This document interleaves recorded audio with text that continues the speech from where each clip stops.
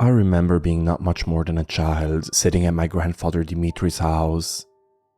He smoked one cigarette after another, flicking the ashes in an old silver tray in the form of a red star. Like many of the possessions he owned, it looked 100 years old. Clouds of grey smoke billowed around his face. The strain of many years seemed to weigh on him, his shoulders slumped, his will to live broken. "Are you going to tell me the story?" I asked. He told me he would the night before. His withered, wrinkled face didn't look at me. He stared at the diary he held in his mutilated left hand, something he still owned from the Siege of Leningrad. I saw drops of ancient, black blood splattering the leather-bound cover. I looked at where his pinky and ring finger used to be with horror, seeing the shining, smooth skin laid over the stumps. His eyes, so sunken and faded, started to water. Grabbing his long, white beard, he got up and started pacing. After a few minutes, he poured himself some vodka and took a few shots straight back with no expression. Then he turned his bright blue eyes towards me. His skinny body trembled with excitement and terror. A faraway look fell across his face. "I'll tell it to you," he said in a thick Russian accent, looking defeated. "I'll tell it to you like I told your father and uncles. A man needs to know. He needs to know what's out there." It started with artillery fire far off in the distance. I heard a loud booming, a series of shells bursting close together, and then silence. I ran back to the apartment and told my mother and father. I was just a teenager then, 13 years old at the time, but I knew what the explosions meant. "The Germans are coming," I said, out of breath from the run. My father nodded grimly. "Dimitri, we must get as much food as we can before the market closes," my father said. We had expected this. Reports had come in of the German Wehrmacht's swift advance across the countryside. Fleeing refugees from cities and towns to the west of us had spoken of horrors that seemed like unbelievable urban legends at first, until more and more people came streaming in with similar stories. One survivor from the Soviet Belarusian Republic had told me that the Germans forced all the men, women and children of the town into a large barn. Then they splashed it with gasoline and set it on fire. If the people tried to run out of the burning building, the Germans would gun them down with automatic rifles. The refugee said he only survived because he was out picking mushrooms for his family at the time. But they had taken his wife, 3 daughters and mother from his home, forcing them all into a barn with the rest of the townspeople and starting a bonfire. He said he had come out of the woods near one of the infernos and saw a German soldier laughing and passing around liquor while agonized haunting screams echoed out of the flames. A smell like searing pork chops and burning hair filled the area. Other refugees spoke of mass graves that shifted for days after the bodies were laid in them.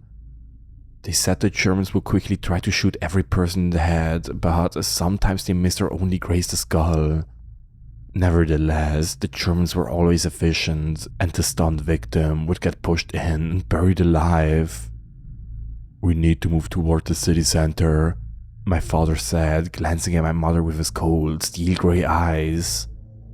"We could move into our sister's apartment maybe," my mother nodded.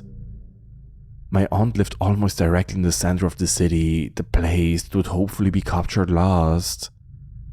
I glanced out the kitchen window. Refugees streamed down the street, walking and hobbling in great filthy packs. They carried bags of food and clothes or pushed rolling wooden carts filled with their life's possessions. All of them slouched away from the areas around the perimeter of the city and headed towards the center of Leningrad, behind the fortifications. In the distance, I heard more artillery shells exploding. The Wehrmacht seemed to be drawing closer. My father and mother grabbed bags and filled them with our meager food, jackets and clothing. We certainly weren't rich, but we would have enough to eat for a few days at least. Little did I know it then, but the siege that started that day in September of 1941 would last for nearly 2.5 years and kill over 1 million people. By the time the city got liberated in 1944, only 700,000 people still lived and remained in Leningrad, a city of nearly 4 million people just a few years earlier. We moved into my aunt's apartment, a small 2-bedroom flat not far from St. Isaac's Cathedral. The onion-shaped golden domes glistened and sparkled during the day, but the rest of the city looked grey and tired. My aunt and her husband had barely any more food than we did to feed themselves and their 2 children. The adults tried to ration it, but after a few days of tiny meals and gnawing hunger, the last of the food was gone. A Red Army official went from door to door on our first day at my aunt's apartment, giving people duties. I was told I would help assemble PPD-40 submachine guns from their Assad soldiers recruited from the civilians of the city.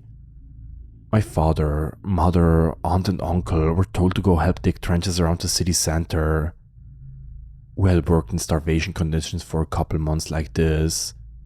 My mother and aunt would go out and try to dig up edible roots or collect herbs and grass for a stew. I was constantly hungry. It was like some biting creature had burrowed into my stomach.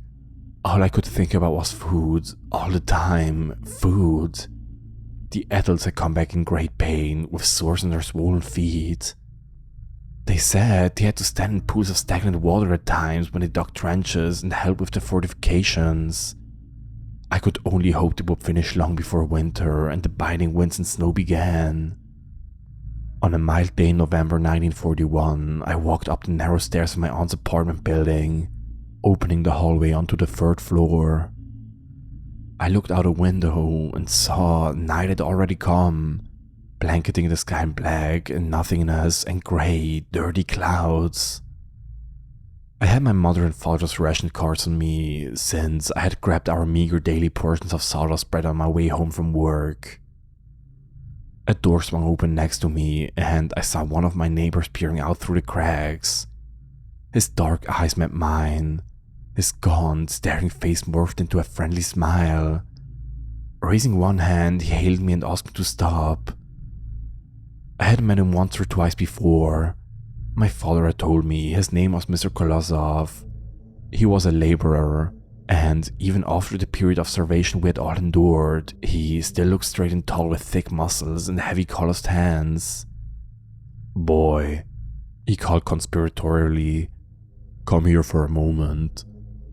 Suspicious, I moved closer to the door. I smelled something delicious wafting out from his apartment. Looking towards the small wood-burning oven in the corner of his kitchen, I saw bubbling stew. Steam billowed upward in fragrant clouds from the concoction. "What is that delicious odor?"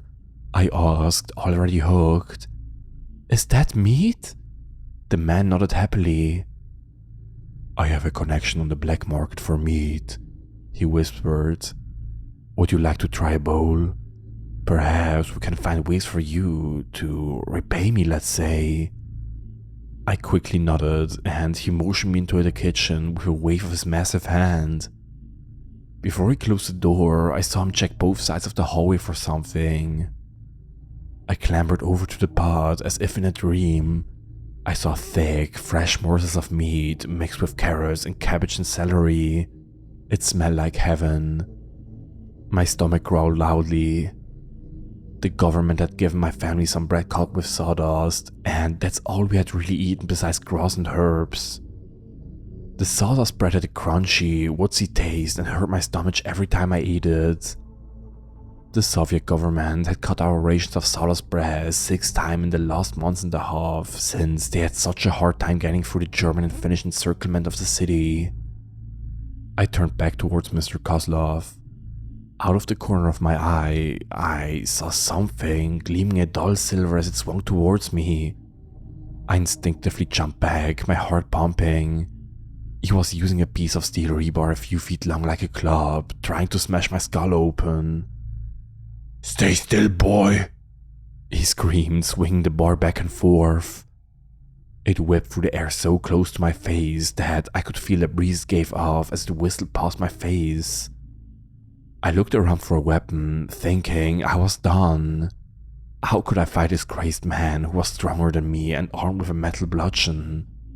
But at that moment, I heard the shrill cry of a Stuka dive bomber overhead, so close that it sounded like it would fly right into the building. Mr. Kozlov froze, his eyes panicked like those of a trapped animal. There was a flash of light and a roaring sound. I thought I would go deaf and blind. Walls began to collapse all around me as pillars of flames rose up, tongues of flame licking the wood hungrily. Mr. Kozlov dropped the bar, his trembling hands opening and closing. He looked straight up, and a beam from the ceiling dropped on his head. I heard the cracking of bones. Blood sprayed in all directions as his skull collapsed. His neck twisted and broke under the weight as he collapsed, the beam pushing him down towards the ground. Clouds of black smoke billowed into the apartment in suffocating plumes, the blazing infernos behind them making them flash and flicker with orange light. A siren began to sound close by, and then two more started up from farther away. The shrill whine of the air raid sirens rose and fell in melancholy echoes. Coughing and sputtering, I tried to make my way out of the apartment, but I got turned around in the glowing plumes of smoke. I went to the wrong room, and there, on the ground, I saw 3 naked human corpses, all lying face up. Strips of flesh were taken from their arms, legs, torso and cheeks. The bones underneath peeked out through the mutilated flesh, gleaming and white underneath the jagged cuts. I gagged, retching, thinking of the stew that I had come so close to eating. I turned and tried to run, feeling my way along the wall and ducking to take gaps of clean air. But I knew if I didn't get out as soon as possible, I would either suffocate or burn alive. I found the door handle leading out of the apartment. The cool metal touched my palm and I turned it, stumbling out and falling. The hallway was not yet on fire. The apartments on Mr. Kozlov's side had gotten the direct hit. Black smoke filtered in from around the doors. I wondered about my family. They were only 3 apartments away. I looked in that direction and saw the front door had become a curtain of flames. Horrible screams filtered out from the shut doors of the apartments. Suddenly, the door to my aunt's apartment flew open. Dark, choking smoke tumbled into the hallway. Coughing and sputtering, I backed away. I looked behind me and saw that the stairs were still intact. A human pillar of flame shot out of my aunt's apartment. I saw my mother running, her hair on fire, her face melting and blackening. Drops of liquefied fat slid from her nose, dripping fury oil onto her feet. She gave off a low, whimpering, choking sound as she burned. Then she stopped moving, swaying on her feet. Her eyes began to dribble out of their sockets. She fell limply forwards, landing on her face. Slowly, she opened and closed her finger a few times, clenching and relaxing. Then, the last of her movement stopped. New shrieks and cries of pain and terror filtered out from the apartments all around me. Covering my ears with my hands, I ran. I never saw my family again after that. Conditions quickly grew more horrifying after the bombings. I thought it was hard before, but I quickly realized how much worse it could get. Cannibalism became rampant. Dead bodies littered the sidewalks and streets. People who died would often lay where they fell for days unless someone took the body to eat it.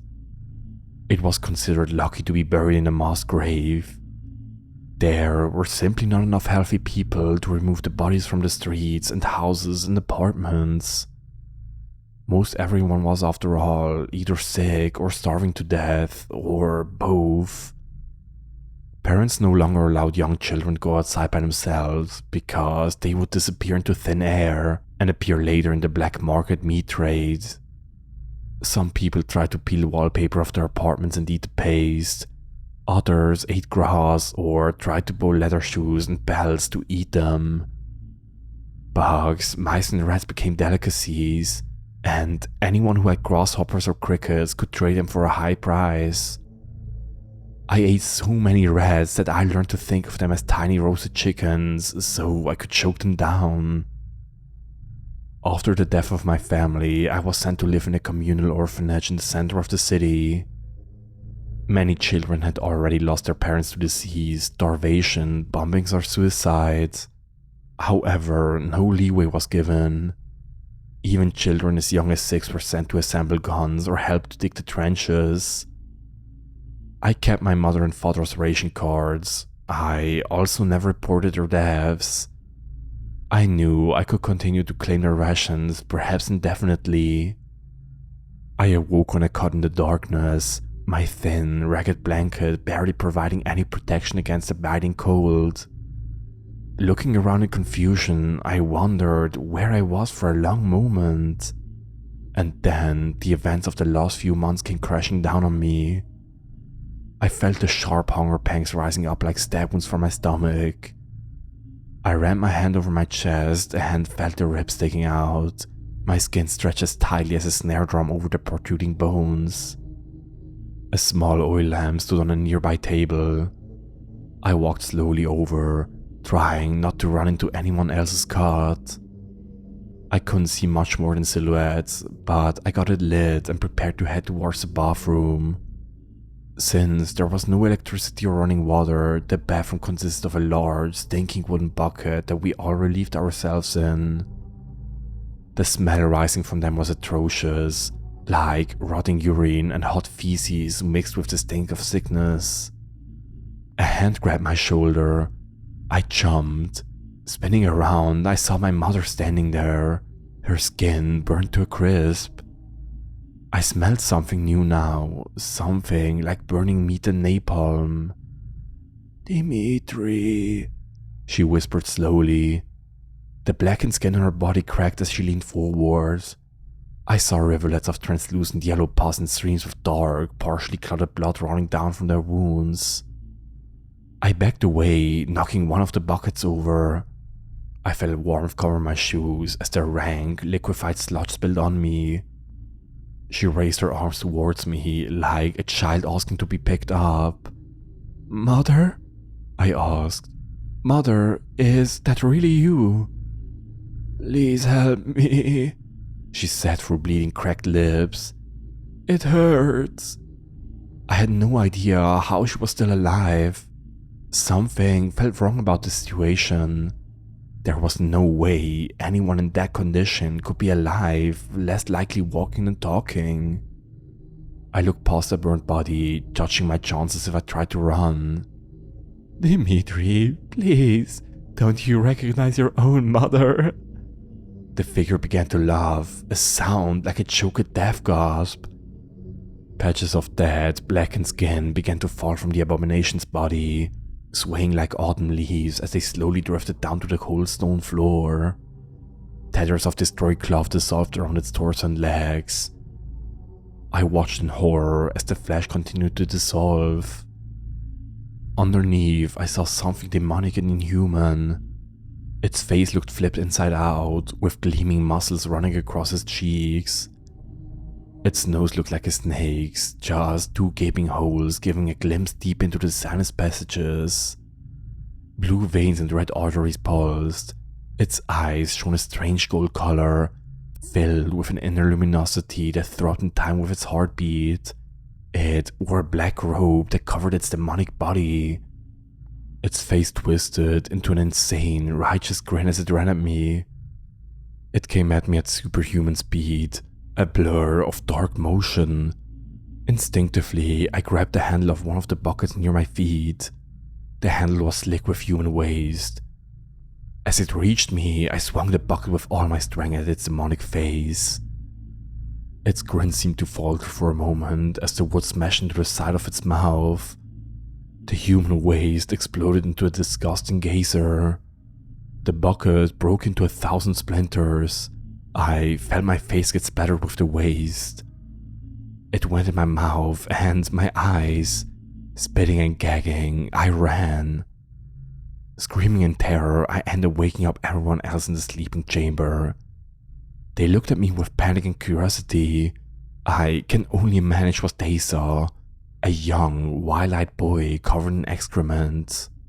But when they went to investigate the bathroom, they found it empty, except for a mess of exploded shit on the walls and ceiling, of course. Over the next couple of days, I felt constantly watched. I would feel eyes running over the back of my neck. Sometimes I would catch glimpses of a red, gleaming face staring out from an alleyway or an apartment window, its eyes glowing like twin sunsets. I knew I needed to get out of the city as soon as possible, but there was simply no way except by plane. Even with my mother's and father's ration cards, I continued to starve. Bread rations got cut even more as the city quickly ran out of food. People began to go mad with hunger, and some were prosecuted for ripping flesh off dead corpses with their bare teeth in public. I had gotten to the point where I began to look longingly at all the dead bodies littering the sidewalk on the way home from work. I could only imagine how much meat a single human body held. At this point, I would do anything just to feel full for 5 minutes. As I walked past the golden onion domes of St. Isaac's Cathedral one night later that week, the corpse of a child near my feet suddenly stirred. Its hand twitched. I looked down at its cyanotic blue lips and open, staring eyes, a sense of wonder and horror rising in my chest. Then it blinked. I jumped back and screamed as its hand snaked out to grab my ankle. Its eyes started to glow with that horrible golden light. Its grin spread, ripping the flesh on the boy's cheeks with a soft, tearing sound. Cold, clotted blood dripped down from the wound. "I am hungry, so hungry, Dimitri," the abomination said in a child's voice. "Will you not fear a poor, starving boy?" Before I could react, its head jerked forward and its slit mouth opened wide. I felt a burning pain in my left hand. Looking down, I saw that it had bitten off 2 of my fingers. Agony rose up from my arm in horrible, wrenching waves. I yelled for help, falling back. A few other people were nearby and they came running. They found me lying there, crying and hugging my mutilated hand, the corpse of the dead boy only inches away. After that, I decided that I needed to get out of Leningrad by any means necessary. I decided my best bet was to go north, where the Finns laid siege. I definitely was not going south, where the National Socialists waited. Getting out of the city was no easy task, especially with one partially fingerless hand throbbing and still losing blood. But I didn't want to risk spending one more night here. I thought that if I did, I would wake up to find that abomination standing over me, ready to rip out my throat. I had to get around the Red Army sentries to get to the Finnish military. I knew the city as well as everyone, having lived there my entire life. In the darkness of night, I crept past the 3 apartment buildings and half-destroyed homes. Luckily, the first sentry I found was sleeping, an empty bottle of homemade vodka laying at his feet. I reached the edge of the city and saw countless trenchings stretching ahead of me. I looked down at the sentry and saw he had a rifle slung around his shoulder. I tiptoed close to the man, deciding to take his weapon in case I needed it. He snored loudly, his emaciated face twitching as he dreamed. Very carefully, I began to lift the rifle off its body. It was nearly over the top of his head when the man woke. He rose with a start, his eyes flying open. I saw golden light streaming out of them, and he grabbed my right hand tightly. "Leaving so soon?" it cried in a hoarse voice. I pulled away, kicking and fighting. The rifle clattered to the trench's dirt floor with a thud, and I lunged for it. The abomination came at me, its body transforming in a flash into its true form. I raised the rifle up and shot it in the chest.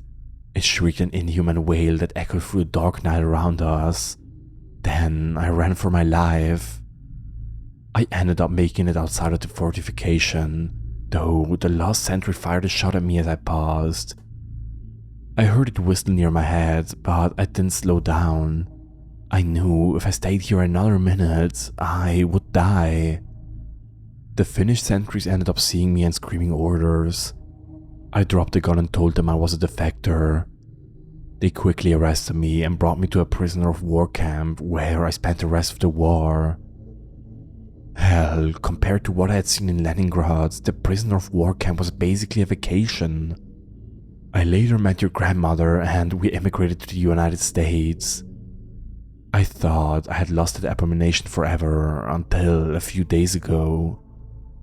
I heard a sound in the backyard and looked down from my window, and standing there in a black row, I saw its two golden eyes spinning with their own inner light.